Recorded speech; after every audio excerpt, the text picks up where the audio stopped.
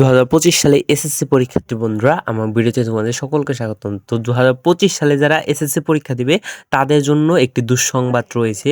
তোমাদের পরীক্ষা আবারও পিছিয়ে যাবে কিনা তাই বলবো আজকে ভিডিওতে। কারণ বাংলাদেশে কিন্তু নতুন এইচএমপিভি ভাইরাস শনাক্ত হয়েছে এবং নতুন করে কিন্তু রিও ভাইরাসও সৃষ্টি হয়েছে। তো এই কারণে কি তোমাদের পরীক্ষা পিছিয়ে যাবে কিনা কিংবা এটা তোমাদের পরীক্ষার উপর কোনো প্রভাব ফেলবে কিনা এটাই বলবো আজকে ভিডিওতে। তো ভিডিওটা না টেনে তোমরা সম্পূর্ণ দেখতে থাকো। দেখো, আজকের প্রথম কিন্তু বাংলাদেশের এইচএমপিভি ভাইরাস শনাক্ত হলো এবছর। তো এই এইচএমপিভি ভাইরাসটা কিন্তু আগেই জানো, তোমাদের অনেকেই বলছে যে এটা করোনার মতোই। তো এই কারণে তোমাদের লকডাউন পড়বে কিনা কিংবা এটা মহামারীর আকার ধারণ নিবে কিনা সেটা পরবর্তীতে জানা যাবে। কিন্তু বাংলাদেশের প্রথম যেহেতু এইচএমপিভি শনাক্ত হয়েছে, সেক্ষেত্রে অনেক বিশেষজ্ঞ মনে করছে এটা এত ক্ষতিকর না, করোনার মতো এত ক্ষতিকর না। সেই হিসেবে তোমাদের পরীক্ষা পিছিয়ে যাবে কিনা সেটা পরবর্তী সময়ে বলা যাবে। এবং তোমাদের নতুন করে রিও ভাইরাস ছড়িয়েছে।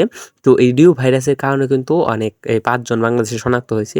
তো আপাতত এটা কোনো মৃত্যুর ঘটনাও ঘটেনি। তো আপাতত বলা যাচ্ছে না যে এই ভাইরাসগুলো মহামারী আকার ধারণ করবে কিনা। কারণ এগুলো মহামারী আকার ধারণ করলে একমাত্র দেশে লকডাউন পড়বে এবং তখন তোমাদের পরীক্ষা কিন্তু পিছিয়ে দেওয়া হবে। অন্যথায় তোমাদের কিন্তু পরীক্ষা যেদিন আছে সেদিনই কিন্তু হবে, অর্থাৎ এপ্রিলের 10 তারিখ থেকে।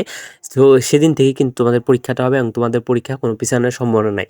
তো এটা যদি মহামারী আকারে ধারণ না করে, তো আপাতত কিছু বলা যাচ্ছে না। এই ভবিষ্যতে আপডেট পাওয়ার সাথে কিন্তু আমি তোমাদের ভিডিওর মাধ্যমে জানিয়ে দেবো। তো ততক্ষণ পর্যন্ত সবাই অবশ্যই চ্যানেলটাকে সাবস্ক্রাইব করে পাশে থাকা বেল আইকনটা ক্লিক করে রাখো।